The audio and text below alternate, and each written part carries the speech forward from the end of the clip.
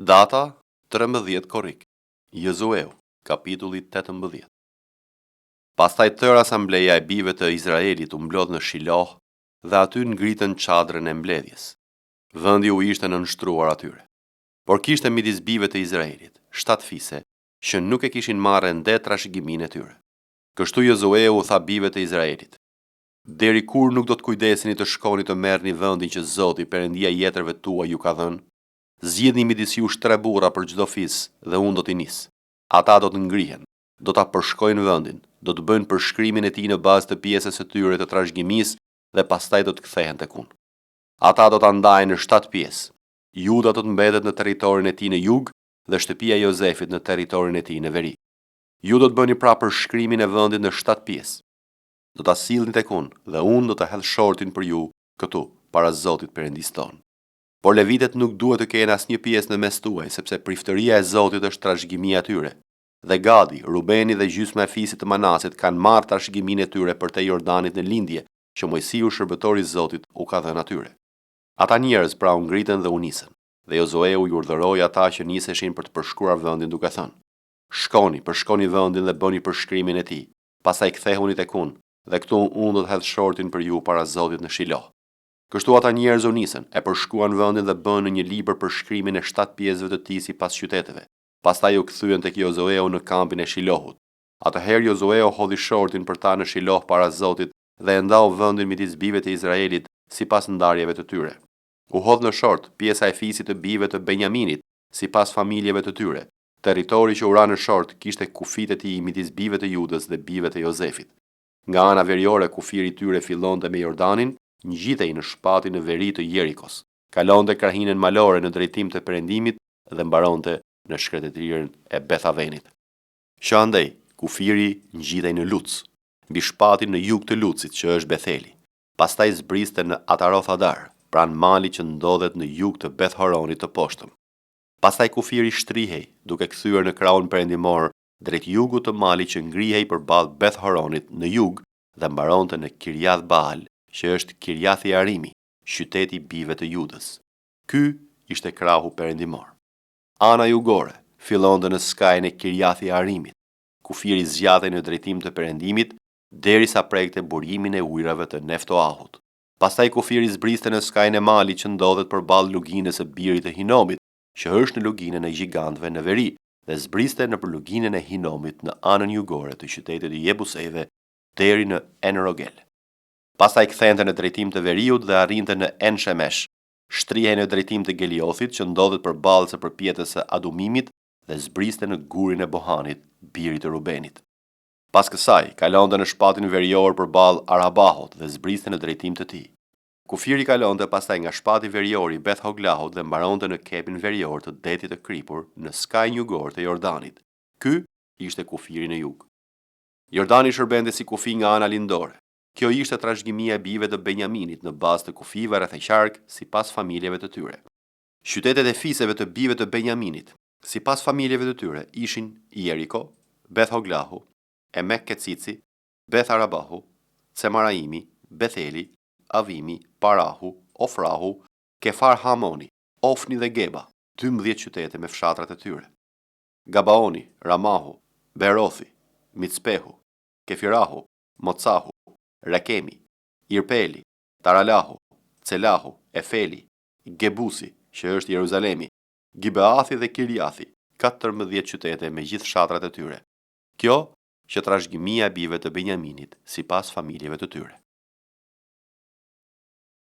Jozueu, kapitulli 19. Pjesa e dytë që u hodh me short i takoi Simeonit, fisit të bijve të Simeonit sipas familjeve të tyre. Trashëgimia e tyre ndodhej në mes të trashëgimisë së bijve të Judës. Trashëgimia e tyre përfshinte Beersheban, Sheban, Moladahun, Hatsar Shualin, Balahun e Cemin, Etloladin, Bethulin, Hormahun, Ciklagun, Beth Markabothin, Hatsar Susahin, Beth Labaothin dhe Sharuhenin, 13 qytete me fshatrat e tyre. Ainin, Rimonin, Etherin dhe Ashanin, 4 qytete me fshatrat e tyre, dhe të gjitha fshatrat që ndodheshin rreth këtyre qyteteve deri në Balath Beer, Ramah të Negevit. Kjo përfaqësonte trashëgiminë e fisit të bijve të Simeonit sipas familjeve të tyre. Trashëgimia e bijve të Simeonit u mor nga ajo e bijve të Judës, sepse pjesa e bijve të Judës ishte tepër e madhe për ta. Kështu bijtë e Simeonit patën trashëgiminë e tyre në mes të trashëgimisë së bijve të Judës. Pjesa e tretë që u hodh me short ura bijve të Zabulonit, sipas familjeve të tyre. Territori i trashëgimisë së tyre shtrihej deri në Sarid. Kufiri i tyre ngjitej në perëndim në drejtim të Maralahut dhe arrinte në Dabesheth dhe pastaj në porruan që rrjedh përballë Jokneamit. Nga Saridi kthente në lindje në drejtim të lindjes deri në kufirin e flagëve të Taborit, pastaj shtrihej në drejtim të Daberathit, duke arritur deri në Jafia. Shëkotej kalonte në lindje deri në Gath Hefer dhe Eth Kacin. Pastaj shtrihej deri në Rimon dhe arrinte në Neath. Pas kësaj kufiri kthente në drejtim të veriut nga ana e Hanathothit dhe mbaronte në luginën e Jiftah Elit. Ai përfshinte gjithashtu Katahun, Nahalalin, Shimronin, Idalahin dhe Betlemin, 12 qytete me fshatrat e tyre. Kjo që trashëgimia e bijve të Zabulonit sipas familjeve të tyre, këto qytete bashkë me fshatrat e tyre. Pjesa e katërt që u hodh me short i ra Isakarit, bijve të Isakarit sipas familjeve të tyre. Territori i tyre shkonte deri në Jezreel, Kesuloth, Shunem, Hafaraim, Shion, Anaharath, Rabith, Kishion, Abec, Remeth, Enganim, Enhada dhe Beth Pacec. Pastaj kufiri arrinte deri në Tabor, Shahat Simah dhe Beth Shemesh dhe mbaronte në Jordan, 16 qytete me fshatrat e tyre. Kjo që trashëgimia e fisit të bijve të Isakarit, sipas familjeve të tyre, qytetet bashkë me fshatrat e tyre. Pjesa e 5 që u hodh me short ura bijve të Asherit, sipas familjeve të tyre. Ky territor përfshinte Helkathin, Halin, Betenin, Akshafin, Alamalekun, Amandin dhe Mishalin. Kufiri i tyre arrinte në drejtim të perëndimit malin Karmel dhe Shihor Libnathin. Pastaj kthente nga lindja në drejtim të Beth Dagonit, arrinte në Zabulon dhe në luginën e Jiftah Elit në veri të Beth Emekut dhe të Nejelit, dhe zgjatej në drejtim të Kabulit në të majt, dhe në drejtim të Hebronit, Rehobit, Hamonit dhe Kanahut deri në Sidonin e Madh. Pastaj kufiri kthente në drejtim të Ramahut deri në qytetin e fortifikuar të Tirit, kthente nga ana e Hosas dhe mbaronte në det nga ana e territorit të Akzibit. Ai përfshinte gjithashtu Umahun, Afekun dhe Rehobin, 22 qytete me fshatrat e tyre. Kjo që trashëgimia e fisit të bijve të Asherit sipas familjeve të tyre, këto qytete bashkë me fshatrat e tyre. Pjesa e 6 që u hodh me short, ura bijve të Neftalit sipas familjeve të tyre. Kufiri i tyre shtrihej nga Helefi, nga Lisi në Zananim, nga Adamin e Kebi dhe Jabneeli, deri në Lakum dhe mbaronte në Jordan. Pastaj kufiri kthente në perëndim në drejtim të Aznoth Taborit dhe që këtej vazhdonte deri në Hukok, arrinte në Zabulon nga ana e jugut, në Asher nga perëndimi dhe në Juda të Jordanit nga ana e lindjes. Qytetet e fortifikuara ishin Cidimi, Ceri, Hamathi, Rakathi, Kinerethi, Adamahu, Ramahu, Hatsori, Kedeshi, Edrei, Enhatsori, Jironi, Migdaleli, Horemi, Bethanathi dhe Beth Shemeshi. 19 qytete bashkë me fshatrat e tyre. Kjo që trashëgimia e fisit të bijve të Neftalit, sipas familjeve të tyre, qytetet me fshatrat e tyre. Pjesa e 7 që u hodh me short i ra fisit të bijve të Danit, sipas familjeve të tyre. Territori i trashëgimisë së tyre përfshinte Corahun, Eshtalojin, Irshemeshin, Shalabinin, Ajalonin, Jithlahun, Elonin, Timnathahun, Ekronin, Etlekehun, Gibethonin, Balathin, Jehudin, Beneberakun, Gathrimonin, Mejarkon dhe Rakonin me teritorin që shtrihej përpara Jafos.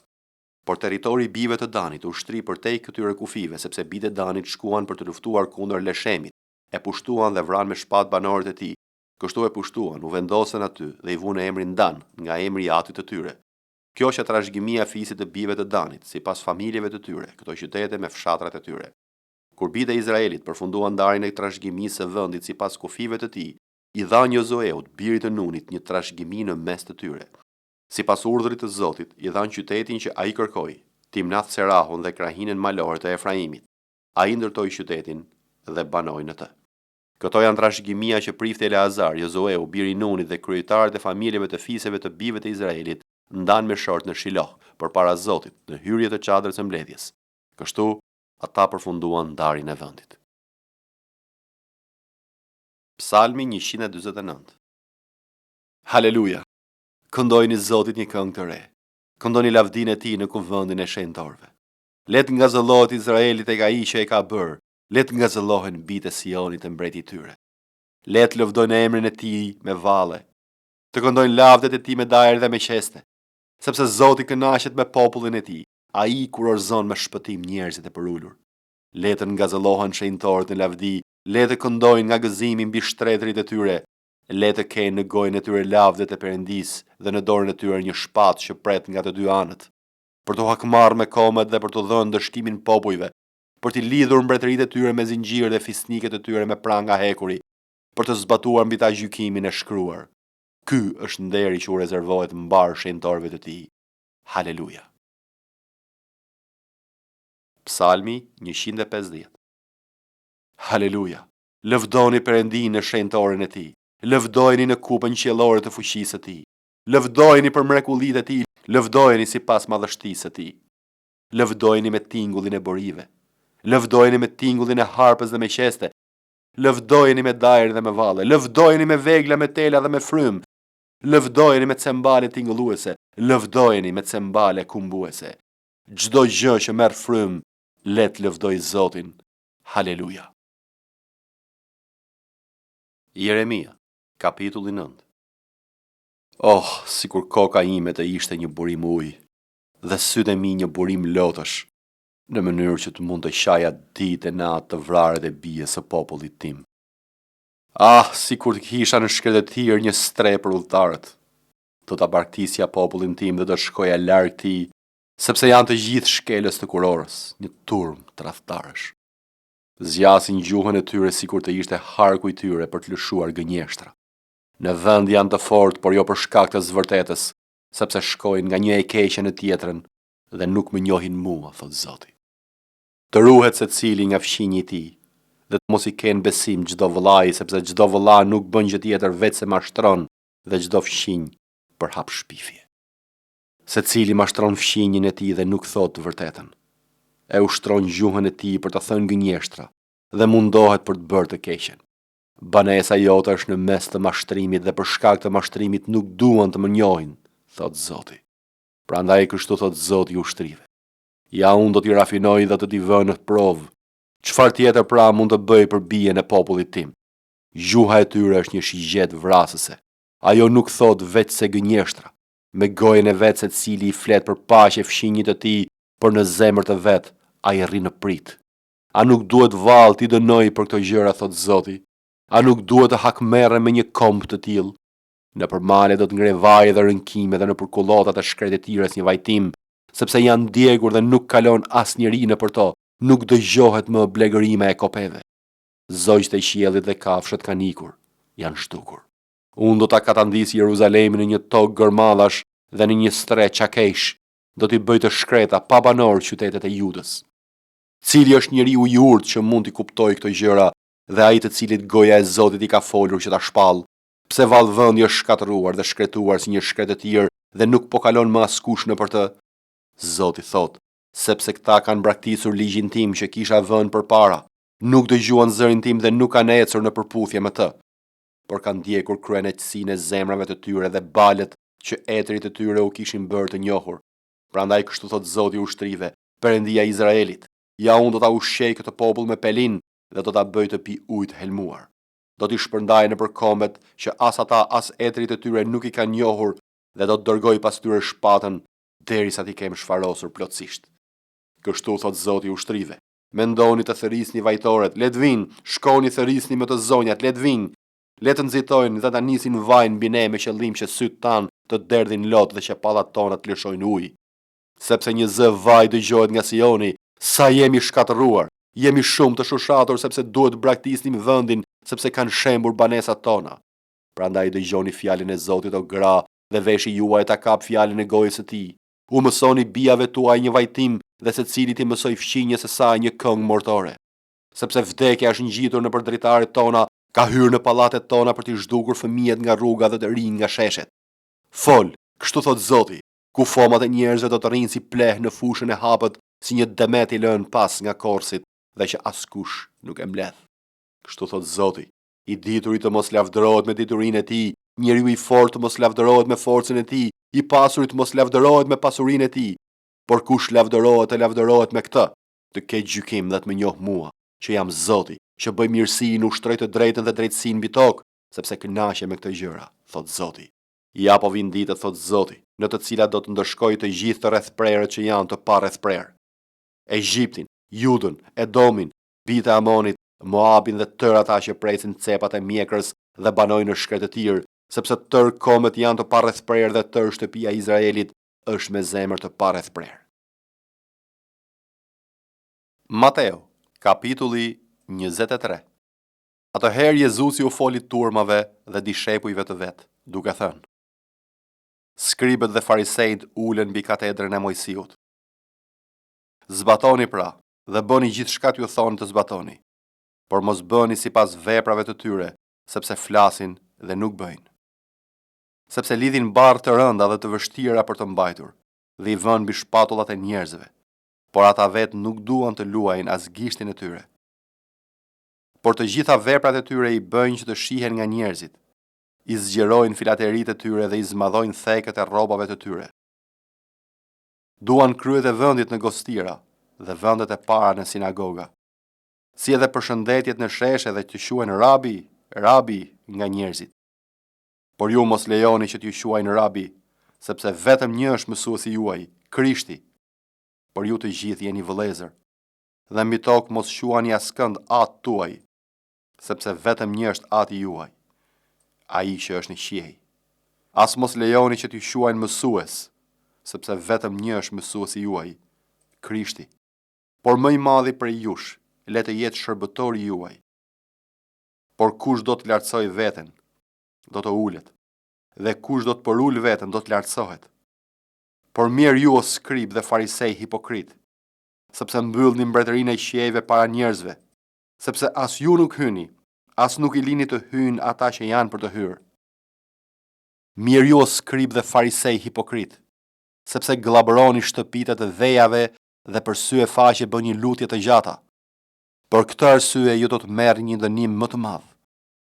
Mirë ju o skrib dhe farisej hipokrit, sepse përshkoni detin dhe dheun për të bërë një prozelit, dhe kur bëhet, e bëni atë birë të ferrit 2 herë më shumë se ju. Mirë ju udhëheqës të verbër që thoni, kushdo që betohet për tempullin s'është gjë, por kushdo që betohet për arin e tempullit detyrohet. Të marrë dhe të verbër, sepse cili është më i madh, ari apo tempulli që e shenjtoron arin. Dhe kushdo që betohet për altarin s'është gjë, por kushdo që betohet për dhuratën që është mbi të detyrohet. Të marrë dhe të verbër, sepse cila është më e madhe, oferta apo altari që e shenjtoron ofertën. Ai pra që betohet për altarin betohet për të dhe për çdo gjë që është përmbi të. Dhe ai që betohet për tempullin betohet për të dhe për atë që banon atje. Dhe ai që betohet për qiellin betohet për fronin e Perëndis dhe për atë që është ulur mbi të. Mirë ju, skrib dhe farisej hipokrit, sepse ju llogaritni të 10 e mëndrës, të koprës dhe të barit të gjumit dhe lini pas dore gjërat më të rëndësishme të ligjit, gjyqin dhe mëshirën dhe besimin. Këto duhet i bëni dhe ato të mos i lini.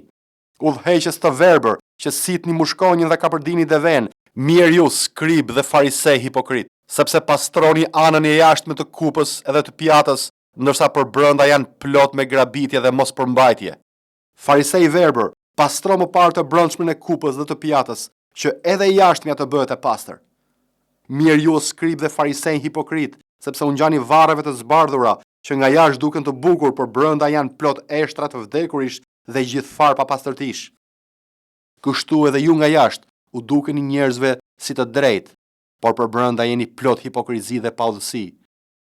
Mirë ju, skrib dhe farisej hipokrit, sepse ndërtoni varrezat e profetëve dhe zbukuroni monumentet e të drejtëve dhe thoni, po të kishim qenë në kohën e etërve tanë, nuk do të ishim pjesëtar me ta në gjakun e profetëve. Kështu që ju dëshmoni për veten tuaj se jeni bita atyre që vranë profetët, dhe ju e mbushni masën e etërve tuaj, o gjarpërinj, o pjell në përkash, si do t'i shpëtoni gjykimit të ferrit. Prandaj ja, unë po ju dërgoj profet, dietar dhe skrib, dhe ju disa prej tyre do t'i vritni, dhe do t'i kryqëzoni, disa të tjerë do t'i fshikulloni në sinagogat tuaja, dhe do t'i përndiqni nga një qytet në tjetrin, që të bjerë mbi ju i gjithë gjaku i drejtit derdhur mbi dhe, nga gjaku i të drejtit Abel deri te gjaku i Zakarias, birit e Barakias, që ju e vrat ndërmjet tempullit dhe altarit. Në të vërtetë po ju them se të gjitha këto gjëra do të bien mbi këtë brez.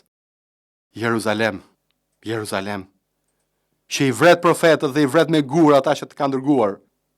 Sa herë kam dashur t'i mbledh bitet tu, ashtu si që mbledh kloçka zogjt e vetë në krah, por ju nuk deshet.